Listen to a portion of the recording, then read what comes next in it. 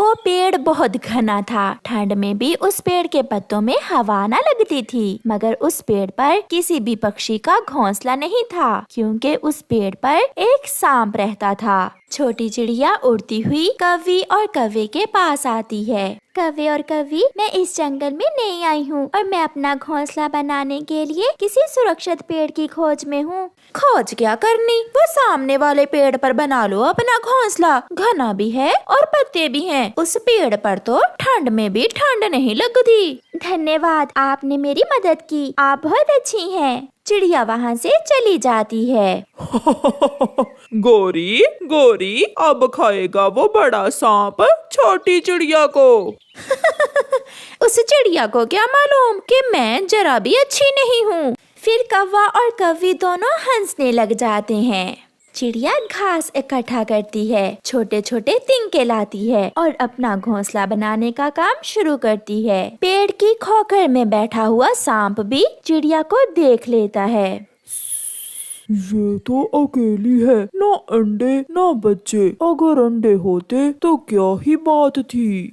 शाम तक चिड़िया भी अपना घोंसला बना लेती है। मैंने घोंसला तो बना लिया, मगर इस पेड़ में तो खोखर है। अगर इसमें कोई सांप हुआ तो वो मेरे अंडों को पी जाएगा। मुझे जाकर देखना होगा। चिड़िया उड़कर पेड़ की खोखर के पास जाती है और डर जाती है। सांप सांप, यहाँ तो सच में सांप है। उन कौवों ने जरूर मेरे साथ शरारत की होगी। ना डरो चिड़िया, छोटी चिड़िया ना डरो। मैं बुरा सांप नहीं हूँ, मैं अच्छा सांप हूँ। मैं आपको नहीं खाऊंगा। सांप जी, मैं अंडे देने वाली हूँ। अंडे देने के कुछ दिन बाद ही मैं यहाँ से चली जाऊंगी। आप यहाँ रहें, यहाँ आपको कोई खतरा नहीं है, ना मुझसे और मेरे होते हुए ना ही किसी और से। मैं रक्षा करूँगा आपकी, मैं सेवा करूँगा आपकी। मेरे लिए कोई काम हुआ तो जरूर बताना।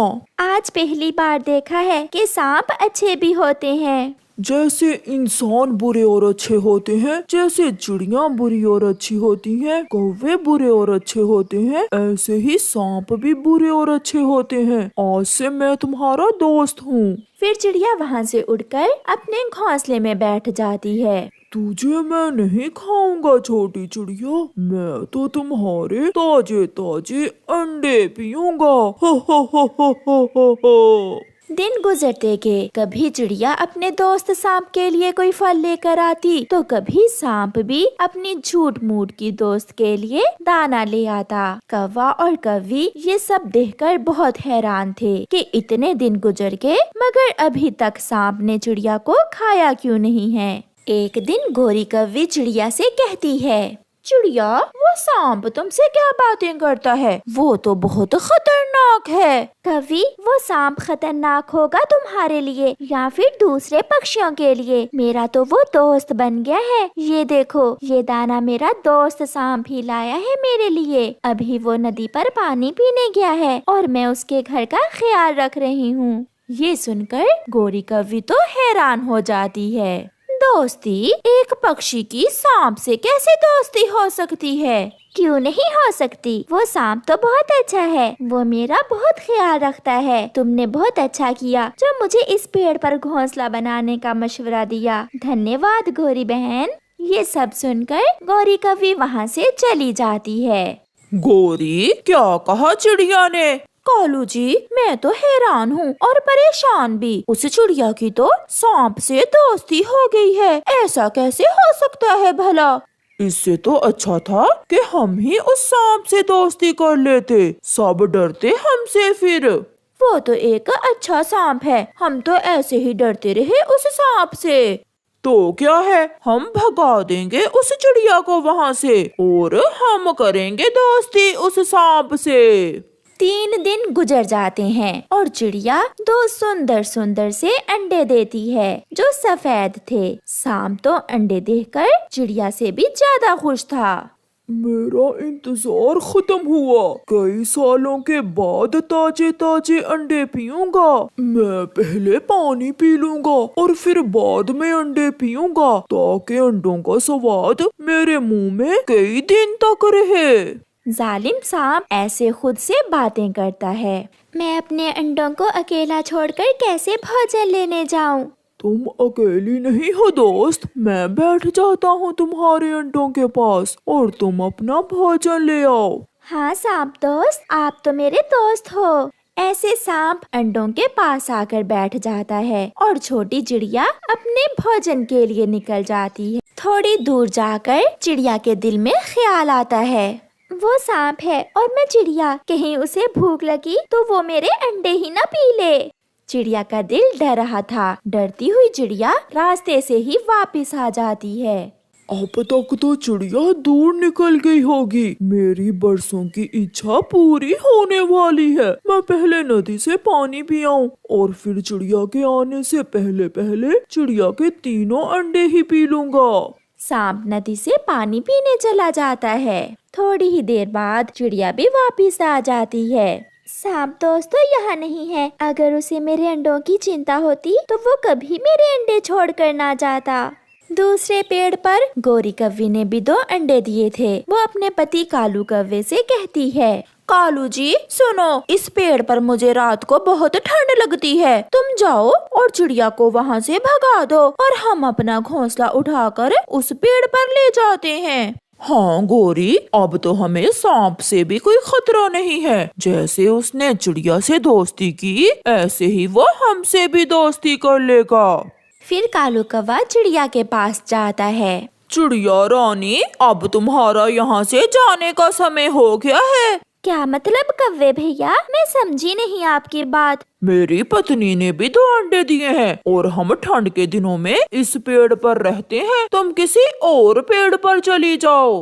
मगर आपने खुद मुझे कहा था इस पेड़ पर घोंसला बनाने को। और अब जाने का भी तो मैं खुद ही कह रहा हूँ। चुपचाप यहाँ से चली जाओ। ज्यादा चू चू मुझे पसंद नहीं है। करती भी तो क्या, चिड़िया बेचारी रोते हुए अपना घोंसला उठाकर वहाँ से चल देती है।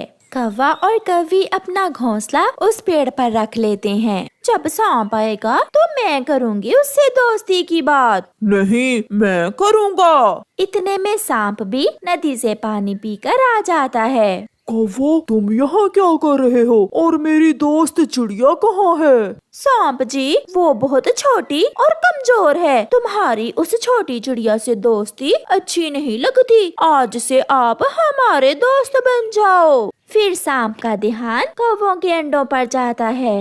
हाँ, ठीक कहा तुमने। वो बहुत कमजोर थी। मुझे तुमसे दोस्ती करके बहुत अच्छा लगेगा। तो फिर आप यहाँ बैठे हमारे अंडों के पास और हम आपके लिए फल लेकर अभी आते हैं। फिर कौवा और कव्वी वहाँ से चले जाते हैं। चिड़िया छोटी थी और उसके अंडे भी छोटे थे। कव्वी, तुम्हारे अंडे तो चिड़िया से भी बड़े हैं और स्वादिष्ट भी होंगे। ऐसा कहते हुए वो सांप कौवों के अंडे पी लेता है और अपनी खोखर में जाकर गहरी और लंबी नींद सो जाता है। शाम को जब कौवे वापस आते हैं तो वहाँ ना सांप था और ना ही अंडे। हाँ, एक अंडे का खोल सांप की खोखर के पास पड़ा था। कालू, मैं लुट गई, मैं बर्बाद हो गई। वो सांप तो बहुत धोखेबाज निकला, वो मेरे अंडे पी गया। हाय। अगर हम यहाँ ना आते तो वो सांप चिड़िया के अंडे पीता, मगर हमने खुद ही अपने पंजों पर कुल्हाड़ी मार ली। फिर वो दोनों बैठकर रोने लग जाते हैं और चिड़िया दूर ऊंचे पेड़ पर अपने अंडों को लिए आराम से बैठी हुई थी। प्यारे दोस्तों, इस कहानी से हमें सीख मिलती है कि जो कोई गड्ढा दूसरों के लिए खोदता है खुद ही उसमें गिर जाता है और बुराई का अंजाम हमेशा बुरा ही होता है। आपका धन्यवाद। ढोल बज रहा था और वो कव्वी दुल्हन बनी बैठी थी। जैसे मैंने कहा है वैसे ही करना बेटी। माँ, आप चिंता न करें, आप तैयार रहना। जैसे ही मैं सीटी बजाऊंगी आप आ जाना। फिर कौवा दुल्हा आ जाता है और उन दोनों की शादी हो जाती है और वो कौवा अपनी दुल्हन को बिहा कर ले जाता है। ये घर मेरा अपना है। अभी अभी नया घर बनाया है मैंने। आप ये दूध पी ले, मैं आपके लिए फल लेकर आती हूँ। वो दुल्हा कौवा दूध का गिलास पी लेता है। जैसे ही वो दूध पीता है वो बेहोश होकर गिर जाता है। ये वाला दूल्हा तो बहुत जल्दी बेहोश हुआ है। गौरी कव्वी जल्दी से घर से सारे गहने, जेवर और पैसे एक बैग में डालती है और घर से बाहर जाकर एक सीटी बजाती है। झाड़ियों में छुपी उस कव्वी की माँ सीटी की आवाज सुनकर तुरंत बाहर निकलती है और अपनी बेटी के पास आ जाती है। माँ, काम हो गया, चलो भाग चलें। ऐसे वो कव्वी दुल्हन घर से नकदी और जेवरात लेकर भाग जाती है। सुबह हो जाती है। मैं लुट गया। वो धोखेबाज थी, उसने शादी का झांसा देकर मुझे लूट लिया। हो। वो बेचारा कौवा ऐसे रोता रहता है। माँ देखो तो, असली सोने के गहने हैं और साथ 10,000 भी। इस बार तो बहुत अच्छा शिकार मिला है। माँ, अब इस जंगल में कोई नया शिकार ढूंढते हैं। झरने पर कौवों का आना जाना है। मैं ये गहने बेच कर आती हूँ और तुम झरने पर जाकर नए शिकार की खोज करो। फिर वो माँ बेटी हंसने लग जाती हैं। तैयार होकर, ऐनक लगाकर और सर पर कैप रखते हुए वो कव्वी झरने पर जाती है। नहीं नहीं नहीं, कोई मुझसा हसीन नहीं। मैं हूँ काली काली काली, मेरी आंखें हैं मस्तानी। गौरी कव्वी झरने पर बैठी ऐसे गाने गा रही थी। देखा तुझे तो हो गए दीवाने, पाले तुझे तो न हो मैंने का गम। टन टना टन टन। कवि, सुंदर कवि, ये झरना मेरा है। जंगल के सभी कौवे इस झरने पर सैर करने आते हैं। अच्छा सुंदर कौवे, फिर तो आप बहुत अमीर भी होंगे।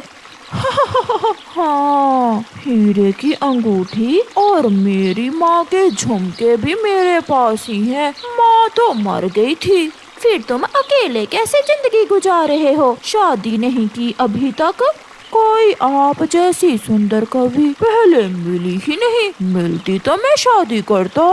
गौरी शर्मा जाती है।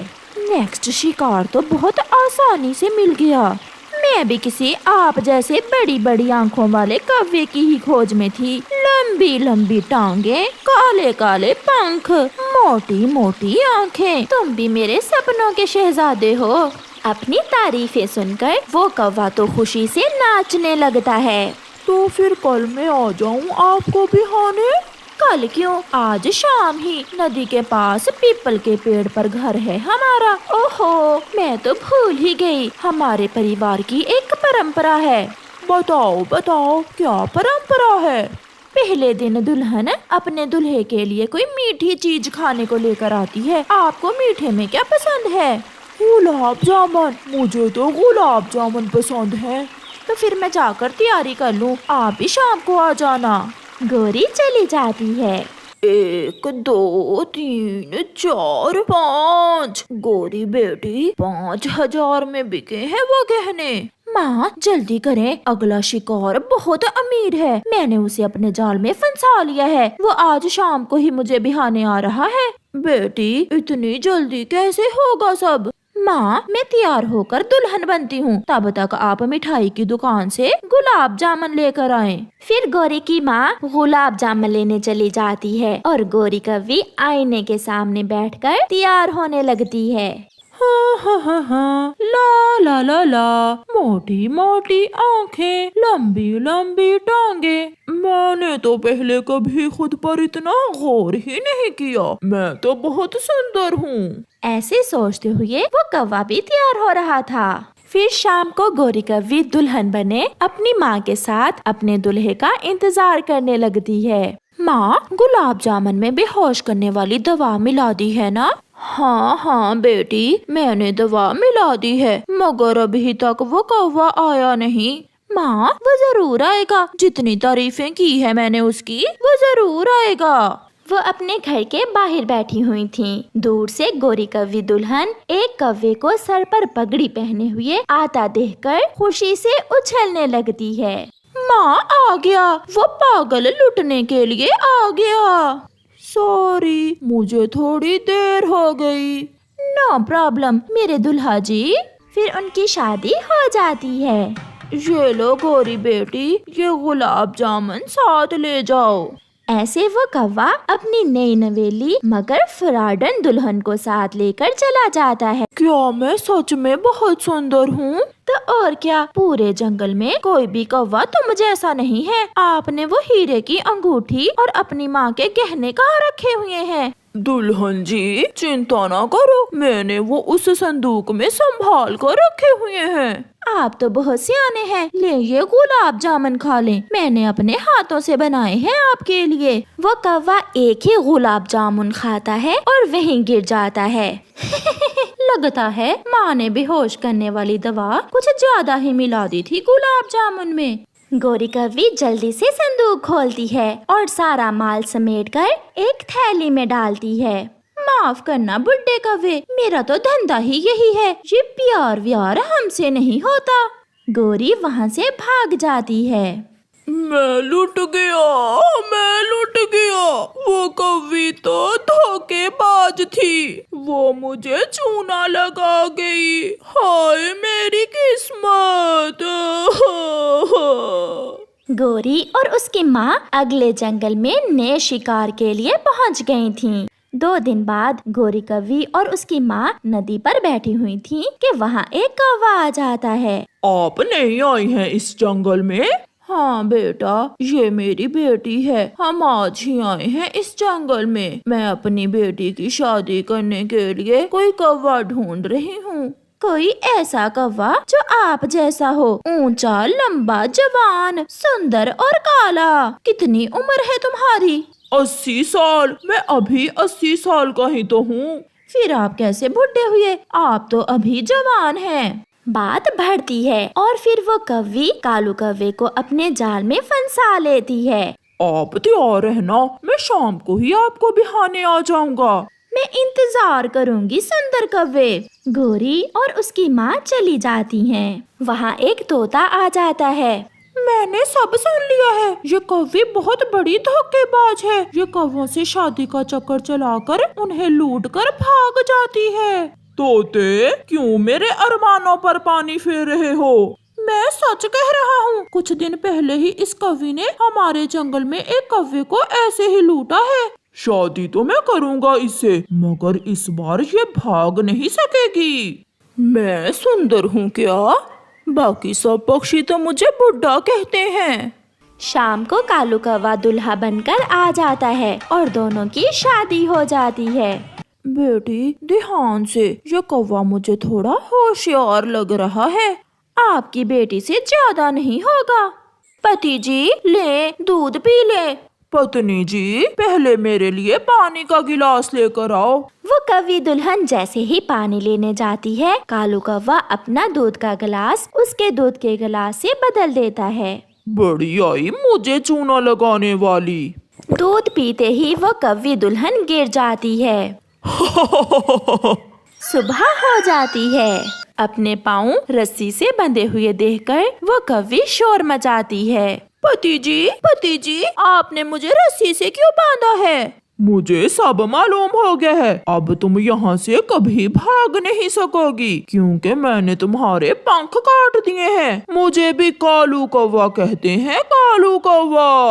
गोरी कौवी कालू कौवे का मुंह देखती रह जाती है। प्यारे दोस्तों, हमें कमेंट करके बताएं कि कालू कौवे की कितनी उम्र है। हमें आपके कमेंट्स का इंतजार रहेगा।